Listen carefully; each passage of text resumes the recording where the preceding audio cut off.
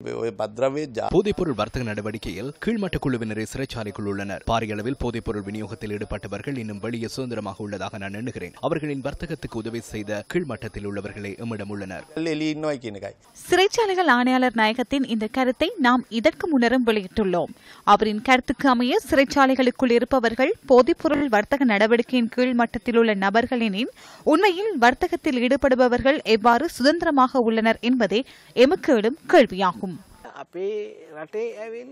நமது நாட்டில் போதைப்பொருள் பயன்படுத்தும் ஒருவரை அல்லது முதலாளியை கைது செய்கின்ற போதிலும் அதன் பின்னால் உள்ளவரை என்றுமே பிடிப்பதில்லை. பாவனை செய்பவரையும் விற்பனை செய்பவரையும் கண்டுபிடிக்கின்றனர். அவருக்கு பின்னால் உள்ளவர் தொடர்பில் விசாரிப்பதில்லை.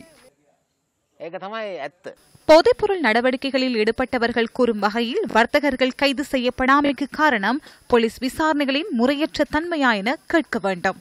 2012ஆம் ஆண்டு தாய் மற்றும் மகளை கொடூரமாக கொலை செய்த சம்பவமே கொட்டகைத்தன தொடர் கொலைகளின் ஆரம்பமாகும்.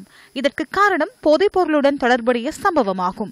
இந்த சம்பவம் தொடர்பில் சந்தேகத்தில் கைது செய்யப்பட்டவர்களுள் கொட்டகவேல பிரதேச சபையின் முன்னாள் உறுப்பினர் LH தர்மசிறி மற்றும் அவரின் சகோதரரான ராஜு என்ற நபரும் காணப்பட்டதுடன் பின்னர் முன்னாள் பிரதேச சபை உறுப்பினர் சட்டம் அதிபரினால் விடுதலை செய்யப்பட்டார்.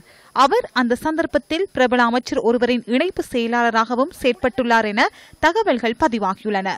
எவ்வாறாயினும் இந்த கொலை தொடர்பில் எழுந்த போதைப்பொருள் சம்பவம் குறித்த விசாரணை முன்னெடுக்கப்பட்டதா என கடந்த 19ஆம் தேதி போலீஸ் ஊடக பேச்சாளரிடம் நாம் வினவினோம்.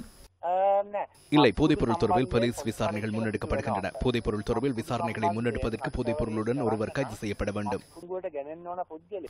போலீசார் தெரிவிக்கும் வகையில் 2012ஆம் ஆண்டு ஜனவரி மாதம் 31ஆம் தேதி காவிந்தியா மற்றும் அவரின் தாயின் கொலைகள் இடம்பெற்றுள்ளன.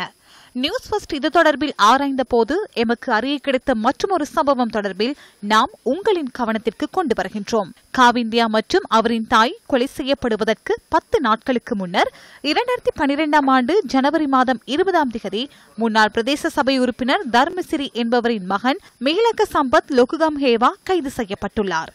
கப்பம் பெற்ற சம்பவம் ஒன்று தொடர்பில் அவர் கைது செய்யப்பட்டதுடன் சிறைச்சாலைகள் அதிகாரியான அவரின் லொக்கரில் இருந்து ஹெரோயின் கண்டுபிடிக்கப்பட்டதாக சிறைச்சாலைகள் அதிகாரிகள் கூறுகின்றனர். பொருட்களை வைத்துக் கொள்வதற்காக அனைத்து அதிகாரிகளுக்கும் லாக்கர் ஒன்று வழங்கப்பட்டுள்ளது. அவர் கைது செய்யப்பட்ட பின்னரே அந்த லாக்கர் சோதனைக்குட்படுத்தப்பட்டது. அந்த சந்தர்ப்பத்திலேயே போதைப் பொருள் கண்டெடுக்கப்பட்டது. காவிந்தியா மற்றும் அவரின் தாய் ஆகியோர் கொலை செய்யப்படுவதற்கு 10 நாட்களுக்கு முன்னர் இடம்பெற்ற இந்த சம்பவத்தின் ஊடாக போதைப்பொருள் வர்த்தகத்தின் வேர்களை கண்டுபிடிப்பதற்காக போலீசார் செயற்பட்டார்களா என்பது எமது அடுத்த கேள்வியாகும்.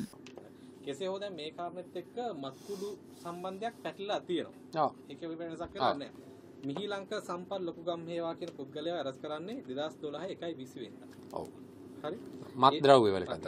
ජනවාරි 31 වගේ තමයි ඝාතනය. කාවින්දේ ඝාතනය වෙන්නේ. කියන්නේ මේ සිද්ධි දෙක සම්බන්ධයෙන් එක් පරීක්ෂණයක් සිදු කරන්නේ නැහැ. ඇයි? නෑ මේක පැහැදිලිවම සිද්ධි දෙකක්. ඒ ඝාතන සිද්ධි. இந்த கொலை சம்பவத்துடன் போதைப்பொருள் வர்த்தகம் இடம்பெறுவது தெளிவாகிறது. அவ்வாறெனில் விசாரணைகளின் போது போதைப்பொருள் எங்கிருந்து கொண்டு வரப்பட்டது என்பது தொடர்பில் போலீசார் விசாரணைகளை முன்னெடுக்கவில்லை. இல்லை, விசாரணை முன்னெடுக்கப்பட்டுள்ளது. 100 விசாரணைகளை நாம் முன்னெடுக்கின்ற போதிலும் 100ம் வெற்றி அடையாது. ராஜுவின் வீட்டிலிருந்து அல்லது காவிந்தியாவிடம் அனுப்பப்பட்ட பார்சல் தொடர்பில் குற்றச்சாட்டுகள் எழுந்தன அல்லவா? இந்த போதைப் பொருள் எங்கிருந்து கொண்டு வரப்பட்டது? அதற்கான சில காட்சிகள் கண்டுபிடிக்கப்பட்டுள்ளன. இந்த வழக்கு விசாரணையின் போது சாட்சியங்கள் முன்வைக்கப்படும். மிகிலக்கவ சம்பவம் தொடர்பில் விசாரணை முன்னெடுக்கப்பட்டால், இந்த சம்பவம் தொடர்பில் அவதானம் செலுத்தப்பட்டால் இதனை விட தகவல்களை அறிந்து கொள்ள முடியும் அல்லவா? எம்மால் பேச முடியும். அனைத்து விடயங்களையும் நாளாந்த வரைவுக்குள்ளேயே முன்னெடுப்போம். சட்டத்திற்கு அமைய செயற்பட வேண்டும். போதைப் பொருளுடன் மிகிலக்க கைது செய்யப்படுகின்றார் எனின் அவருக்கு எங்கிருந்து போதைப் பொருள் கிடைக்கிறது என கண்டுபிடிக்கப்பட்டுள்ளதா?